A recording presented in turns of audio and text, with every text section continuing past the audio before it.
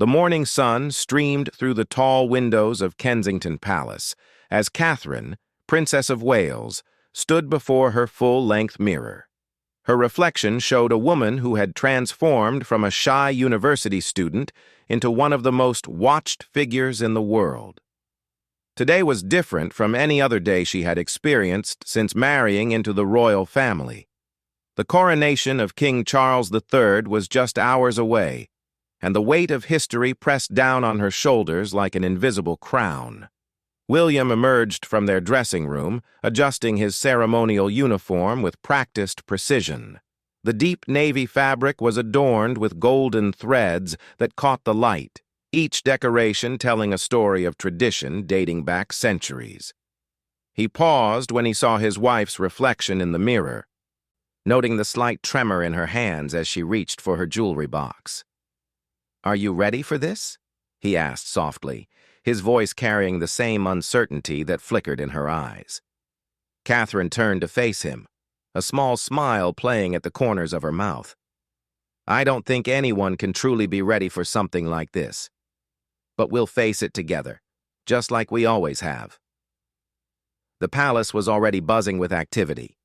Staff members hurried through corridors carrying garment bags, floral arrangements, and last-minute adjustments to the day's schedule. The sound of their footsteps echoed off marble floors that had witnessed countless royal occasions, but none quite like this one. This was the first coronation in over 70 years, and the eyes of the world would be watching every moment. In the children's wing of the palace, Prince George was being helped into his pageboy outfit by his nanny.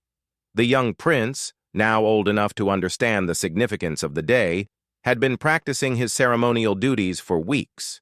His younger siblings, Charlotte and Louis, were equally dressed for the occasion, though Louis's fidgeting suggested he might provide some unscripted moments for the cameras. William walked to the window overlooking the palace gardens, where security teams had been working since dawn. Black SUVs lined the driveway, and men in dark suits spoke into earpieces while scanning the surrounding area. The level of security for the coronation was unprecedented, with threats both foreign and domestic requiring constant vigilance. As heir to the throne, William's safety was paramount, but as a father and husband, his primary concern was for his family's well-being. Catherine joined him at the window, slipping her hand into his. "Do you remember our wedding day?" she asked, watching as photographers adjusted their equipment in the distance. "I thought that was overwhelming, but this feels different. Bigger somehow." "This changes everything," William replied, his voice barely above a whisper. "After today, Father will be king, and will be next in line officially. The children will grow up knowing their grandfather as His Majesty, not just Grandpa Charles." The couple had spent countless hours preparing for this moment, not just in terms of protocol and procedure, but emotionally and mentally. They had discussed how the coronation would affect their children's lives, how the increased scrutiny would impact their family dynamics, and how they would navigate the delicate balance between public duty and private happiness. A gentle knock on the door interrupted their quiet moment. Their private secretary entered with a tablet displaying the morning's schedule, color-coded and timed to the minute. The day would begin with a family breakfast, followed by final preparations, then the journey to Westminster Abbey. Every movement had been choreographed, every possibility anticipated and planned for.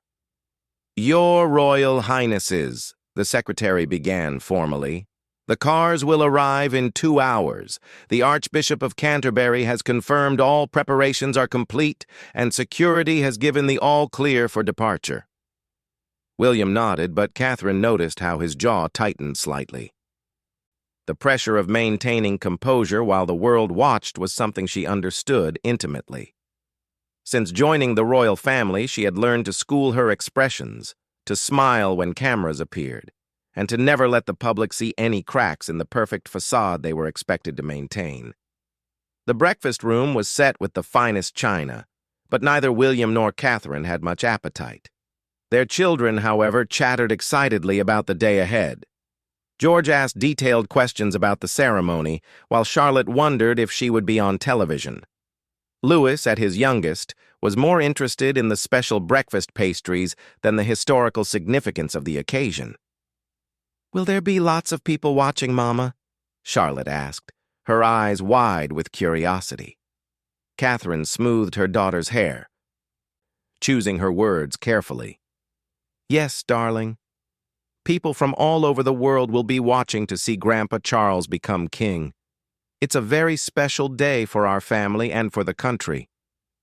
William watched this interaction with a mixture of pride and concern.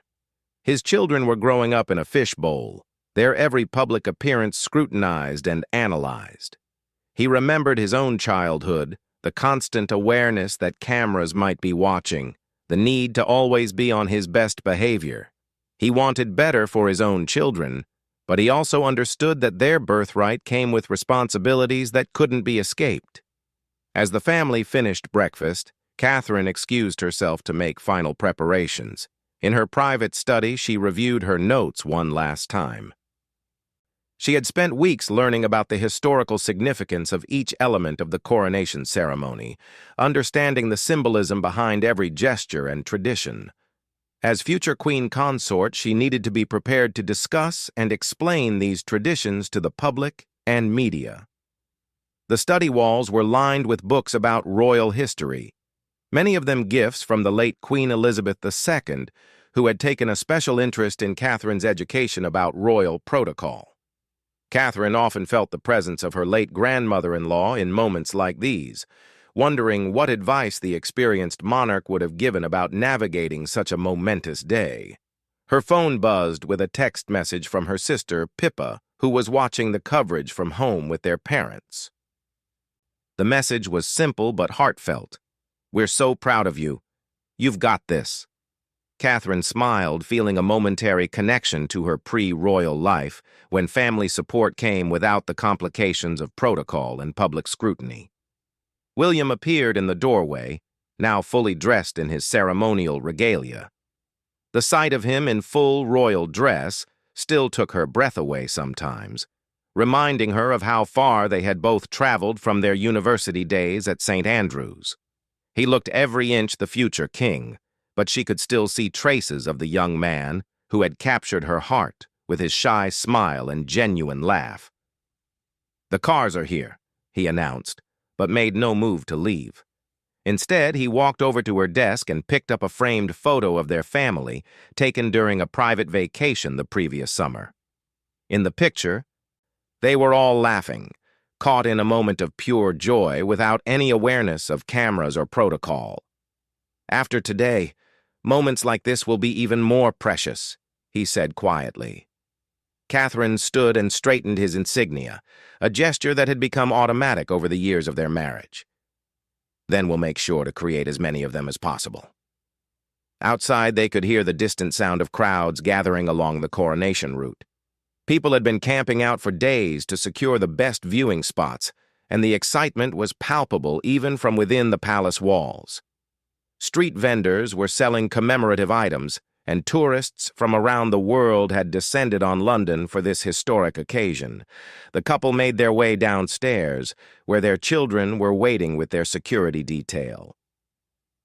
George stood straight and serious, understanding his important role in the ceremony. Charlotte bounced slightly on her toes with excitement, while Louis held tightly to his nanny's hand, perhaps sensing the gravity of the occasion, even if he couldn't fully comprehend it. Their convoy of vehicles waited outside, each one armored and equipped with the latest security technology. The route to Westminster Abbey had been cleared and secured, with thousands of police officers and military personnel stationed along the way.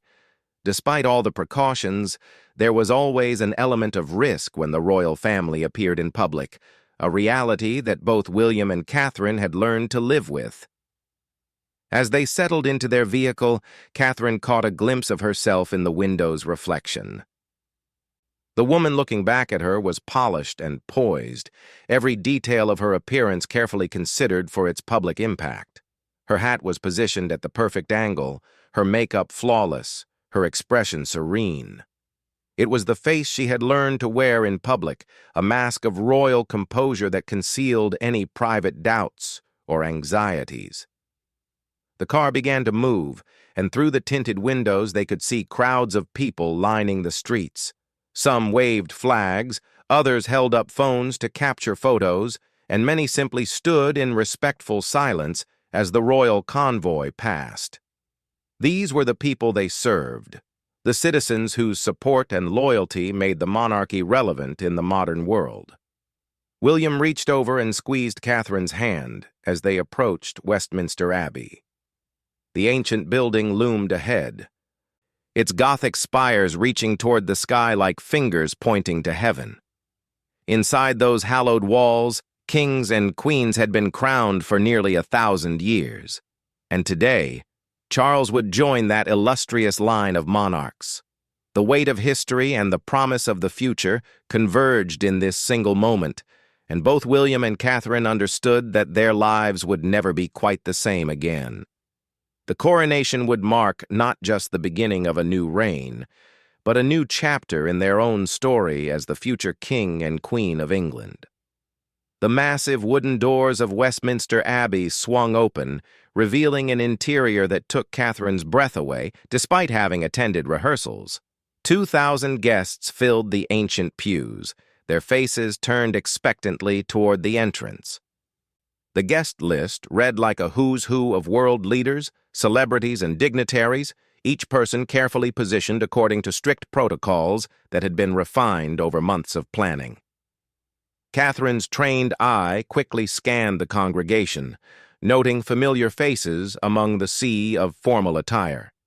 She spotted heads of state from across the Commonwealth, European royalty who had traveled specifically for this occasion, and representatives from organizations that Charles had championed throughout his decades as heir to the throne. The diversity of the gathering reflected the modern monarchy's global reach and relevance. As they processed down the aisle, Catherine was acutely aware of the cameras capturing every step, every expression, every minute detail of their appearance. She had learned to move with grace while being filmed. But the scale of today's coverage was unprecedented. Television networks from around the world were broadcasting live, and social media platforms were buzzing with real-time commentary and analysis. William walked beside her with measured steps, his military training evident in his perfect posture and controlled movements. She could sense the tension in his shoulders, though his face remained composed for the watching world. Behind them, their children followed with remarkable poise for their ages, George especially showing the careful coaching he had received for his ceremonial role.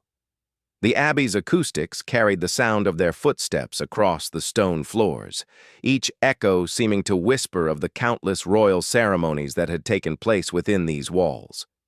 Catherine thought of Queen Elizabeth II's coronation in 1953, when television coverage was still new and revolutionary. Today's ceremony would be experienced simultaneously by billions of people across the globe, a technological miracle that connected the ancient traditions of monarchy with the digital age. Charles stood at the altar, resplendent in his coronation robes, the weight of centuries of tradition literally and figuratively upon his shoulders. The crimson velvet and gold embroidery of his vestments had been crafted by the finest artisans, every stitch representing hours of meticulous work. His face showed a mixture of solemnity and barely contained emotion as he prepared to take the oath that would transform him from heir to sovereign. Camilla, soon to be crowned queen consort, stood beside him with quiet dignity. Catherine had watched her stepmother-in-law navigate the complex dynamics of the royal family with increasing confidence over the years. Today, Camilla's composed demeanor reflected her own journey from controversial figure to respected member of the monarchy. The Archbishop of Canterbury began the ancient ceremony with words that had been spoken at coronations for over a millennium. The Latin phrases and traditional English formulations created a bridge between past and present, connecting Charles to an unbroken line of monarchs stretching back through history. Catherine found herself thinking about the weight of that continuity, the awesome responsibility of carrying forward traditions while adapting to contemporary realities. As the ceremony progressed, Catherine's mind wandered to the private conversations she and William had shared about their own future coronation. That day seemed both distant and inevitable, a milestone that would fundamentally change their lives and their children's lives. She wondered how George would feel when his own father was crowned, how the experience would shape his understanding of his destiny as future king. The moment of crowning approached, and the abbey fell into absolute silence. Even the youngest children in the congregation seemed to understand the gravity of what was about to occur. Charles knelt before the altar as the archbishop lifted St. Edward's crown, the solid gold centerpiece of the crown jewels that had crowned monarchs since 1661. Catherine held her breath as the crown was placed on Charles's head, the symbolic transformation from prince to king complete in that single gesture. The weight of the crown, both physical and metaphorical, was something she would one day understand firsthand when William's turn came. The thought both thrilled and terrified her. The congregation erupted in cries of "God save the King," and the sound reverberated through the ancient stone structure like thunder. Catherine felt tears prick her eyes at the emotional intensity of the moment, but she maintained her composure, knowing that cameras were capturing her reaction for posterity. Camilla's coronation as queen consort followed, a moment that felt especially significant to Catherine. She watched her stepmother-in-law receive her crown with grace and dignity, setting an example that Catherine hoped to emulate when her own time came. The solidarity between the royal women was palpable, a sisterhood bound by their unique understanding of the sacrifices and privileges that came with their positions. As the ceremony concluded and the newly crowned king and queen consort processed out of the abbey, Catherine felt a profound sense of change settling over the royal family. The Elizabethan era had officially ended, and the Carolean age had begun. She and William were now directly next in line to the throne, their preparation for kingship no longer theoretical but imminent and real. The journey back to Buckingham Palace provided a brief respite from the intensity of the ceremony. Through the car windows, Catherine could see the massive crowds that lined the processional route.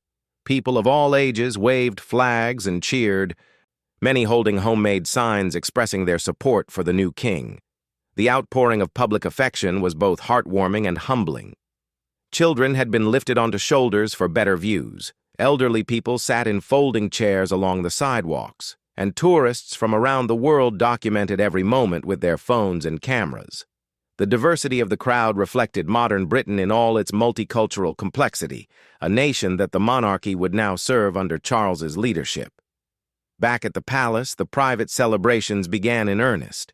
Away from the cameras and protocol, the royal family could finally relax and process the magnitude of what had just occurred.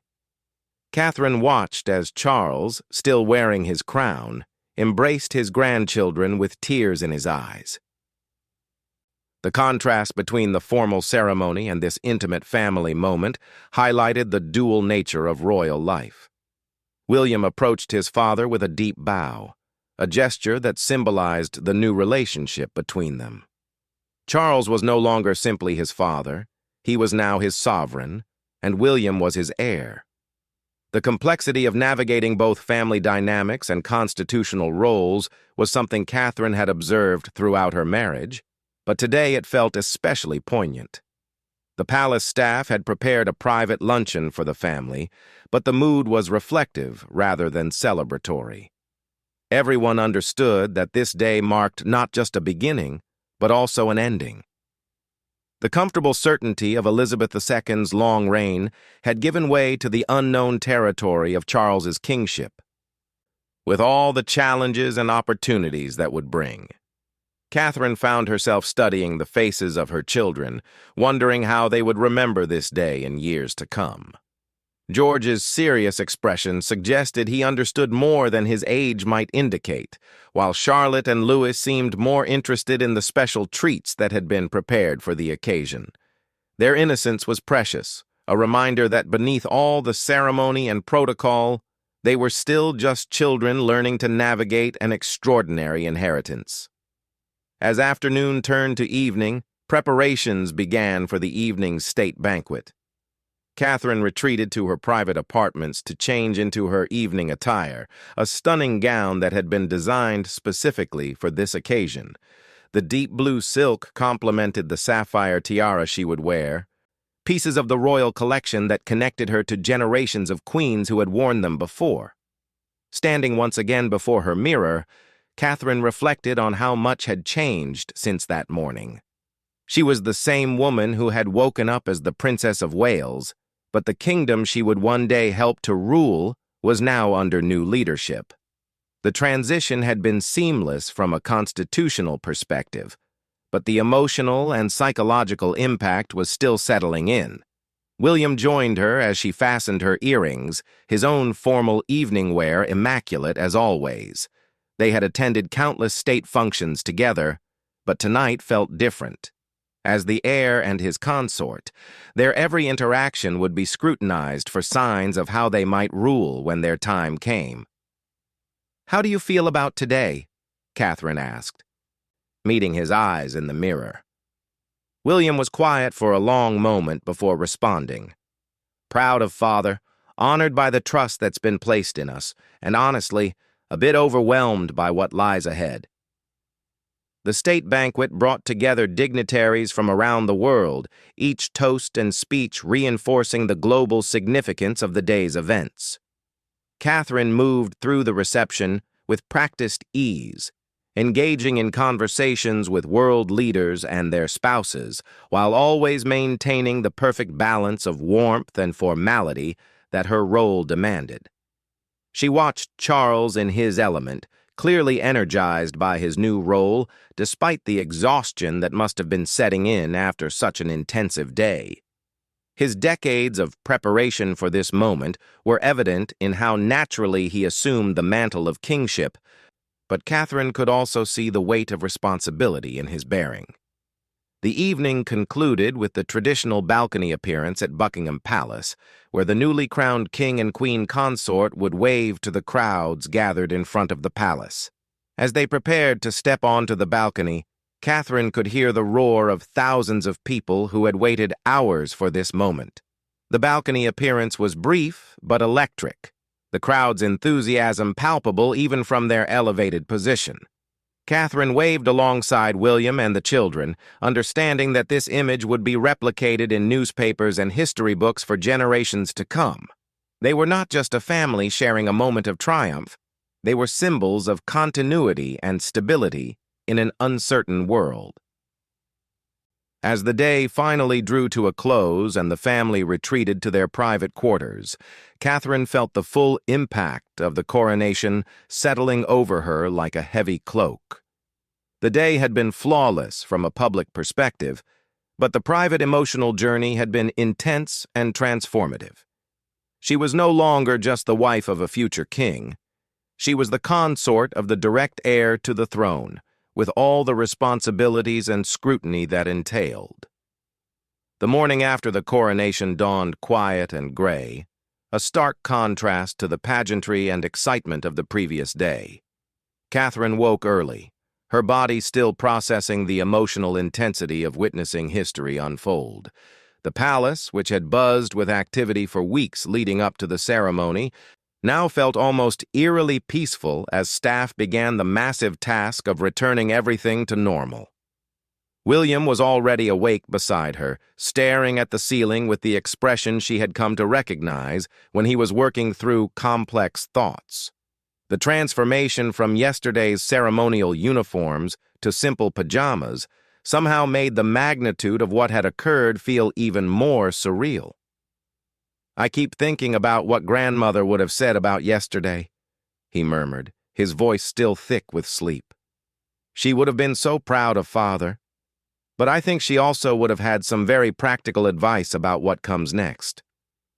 Catherine turned to face him, studying the profile that had become as familiar to her as her own reflection. The late Queen's influence on William had been profound and lasting, her guidance shaping his understanding of duty and service in ways that would influence his own approach to kingship. Yesterday had marked the end of one era and the beginning of another, but Elizabeth II's legacy would continue to guide the monarchy's evolution. The sound of children's voices drifted from down the hall, a reminder that life continued despite the historical significance of the previous day. George's voice carried clearly, apparently regaling his siblings with detailed accounts of the ceremony and his role as a page. His enthusiasm was infectious, and Catherine smiled at his obvious pride in having participated in such an important event. When they joined their children for breakfast, the conversation naturally centered on their experiences from the coronation. Charlotte had been fascinated by the elaborate gowns and jewelry, while Louis had been more impressed by the soldiers and horses in the procession. George, ever the serious eldest child, wanted to discuss the constitutional implications of what they had witnessed. "Will you and Papa have a coronation like Grandpa's?" Charlotte asked, her young mind already making connections about the future. William and Catherine exchanged glances before William answered carefully. "Someday, yes. But that's a long time from now, and Grandpa Charles will be a wonderful king for many years to come." Catherine appreciated how William balanced honesty with age-appropriate explanations, helping their children understand their future while not overwhelming them with the weight of destiny. It was a delicate balance they had been refining since George's birth, knowing that their children's understanding of their roles would evolve as they grew. After breakfast, Catherine retreated to her private study to begin processing the mountain of correspondence that had arrived overnight. Messages of congratulation for the successful coronation had poured in from around the world, each one requiring a carefully crafted response that reflected both gratitude and appropriate protocol. Among the letters was a handwritten note from a young girl in Wales who had watched the ceremony on television with her grandmother. The child's excitement about seeing a real princess at the coronation was touching, and her innocent questions about what it was like to live in a palace reminded Catherine of the curiosity and wonder that the monarchy still inspired in people of all ages. These personal connections with the public had always been meaningful to Catherine, serving as reminders of why the royal family's work mattered beyond the pomp and ceremony. Each letter represented a life touched by the traditions and continuity that the monarchy represented, whether through charitable work, ceremonial occasions, or simply the comfort of stable institutions in an uncertain world. Her private secretary arrived with the morning briefings, including detailed analysis of media coverage from the coronation. The reviews were overwhelmingly positive, with particular praise for the seamless organization of the event and the dignified bearing of all the royal family members. Catherine was pleased to see that her own appearance and demeanor had been well received, though she had long since learned not to place too much importance on media opinions. More significant were the attendance figures and international reaction. Over 2 billion people had watched the ceremony worldwide, making it one of the most viewed events in television history. The diplomatic impact was equally impressive, with dozens of world leaders expressing their appreciation for the invitation to attend and their commitment to continued strong relationships with Britain under the new monarch. William appeared in her study doorway, having finished his own morning briefings. As heir to the throne, his schedule had immediately become more intense following his father's coronation. New responsibilities and expectations would reshape their daily lives, requiring adjustments to everything from security protocols to public engagement strategies. "The children want to go for a walk in the gardens," he said, but his tone suggested he had more serious matters on his mind. "I thought we could use some fresh air while we talk about what happens next." The palace gardens provided a refuge from the constant scrutiny of public life, one of the few places where the family could relax without worrying about photographers or protocols. Catherine had always appreciated these moments of normalcy when William could simply be a husband and father rather than a future king. They walked slowly along the gravel paths while their children ran ahead, their laughter echoing off the garden walls. The contrast between this peaceful family scene and yesterday's grand ceremony highlighted the dual nature of their existence, constantly balancing public duty with private happiness. "Father wants to meet with us tomorrow to discuss the transition," William said, his hands clasped behind his back in a gesture Catherine recognized as a sign of serious contemplation. "There will be changes to our roles, additional responsibilities, and probably more scrutiny than we're already dealing with." Catherine nodded, having expected as much. The heir to the throne traditionally took on increased duties once their parent became monarch, serving as a visible reminder of the continuity of the institution. For her, this would mean expanding her charitable work and taking on more high-profile engagements that reflected her future role as queen consort. "Are you worried about how the children will handle the changes?" she asked, watching George help Louis climb over a small garden wall while Charlotte picked flowers nearby. William's expression grew thoughtful. "George understands more than we sometimes give him credit for, but he's still just a child. I don't want him to feel burdened by expectations, but I also know that his education about his future responsibilities needs to become more formal." This balance between protecting their children's innocence and preparing them for their extraordinary futures was one of the most challenging aspects of royal parenting. Catherine had watched William struggle with his own childhood memories of living constantly in the public eye, and she was determined to help their children navigate those same waters with more support and understanding. Their walk was interrupted by the arrival of one of the palace's senior staff members, who approached with the respectful deference that such interruptions required. Even in their private gardens, duty could intrude on family time when circumstances demanded. "Your Royal Highnesses, forgive the interruption, but His Majesty has requested an immediate audience regarding tomorrow's schedule adjustments." William and Catherine exchanged glances, both understanding that their new reality included even less predictability than before. As the monarch's son and daughter-in-law, their availability for royal duties would now take precedence over personal plans in ways that might require significant lifestyle adjustments.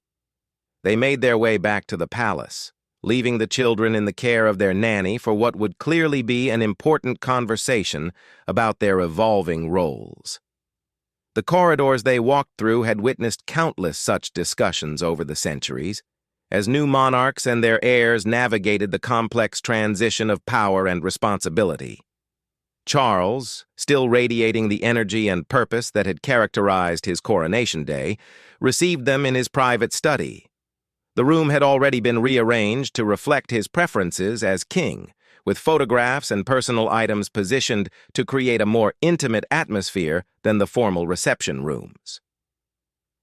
"I wanted to discuss the immediate changes to your public schedules," he began without preamble, his tone businesslike but warm. "The transition period will require careful management of public expectations and media attention." The conversation that followed laid out a comprehensive plan for the coming months, including increased international travel, expanded charitable patronages, and more frequent public appearances. Catherine listened carefully as the scope of their new responsibilities became clear, understanding that their lives would become even more structured and public-facing. Of particular interest was Charles's vision for modernizing certain aspects of royal protocol while maintaining the essential traditions that gave the monarchy its authority and relevance. As future king and queen, William and Catherine would play crucial roles in implementing these changes and helping the public understand the monarchy's evolution. The discussion also touched on security concerns, which would intensify given their elevated status in the line of succession. Catherine had grown accustomed to living with protection officers and security protocols, but the level of precautions would now increase significantly, affecting everything from spontaneous family outings to the children's school activities. As the meeting concluded, Catherine felt the full weight of what the coronation had set in motion for their family. The ceremony itself had been the culmination of years of planning and preparation, but it was also the beginning of a new chapter that would reshape their lives in fundamental ways. Returning to their private apartments as evening approached, William and Catherine found their children already in their pajamas, ready for the bedtime routine that provided stability and normalcy regardless of the day's events. George asked thoughtful questions about his grandfather's new role, while Charlotte wanted to know if she would get to wear a crown someday. "Will everything be different now?" Louis asked, with the directness that only young children possess. Catherine knelt down to his level, choosing her words carefully. "Some things will change, sweetheart, but the most important things will stay the same. We'll still be a family, we'll still love each other, and we'll still take care of each other."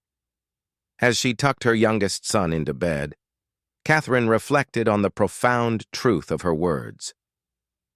Despite the grandeur of coronations and the weight of constitutional responsibility, the love and support within their family remained the foundation upon which everything else was built. The coronation weekend had revealed the machinery of monarchy in all its complexity, from the ancient traditions preserved in Westminster Abbey to the modern media apparatus that broadcast the ceremony around the world. But it had also reinforced the essentially human core of the institution, the family bonds that sustained the individuals who bore these extraordinary responsibilities. Looking ahead, Catherine knew that the coming years would test their family's resilience in new ways. The increased scrutiny, expanded duties, and constant awareness of their future roles would require adaptations and sacrifices that they could only imagine. But the coronation had also demonstrated the enduring power of tradition and the public's continued faith in the monarchy as a symbol of stability and service. As she and William settled into bed after this transformative weekend, Catherine felt a quiet confidence about their ability to meet the challenges ahead. The coronation had been a beginning rather than an end, the first page of a new chapter in the monarchy's long history, written with their children's futures and their nation's hopes as the guiding principles for everything that would follow.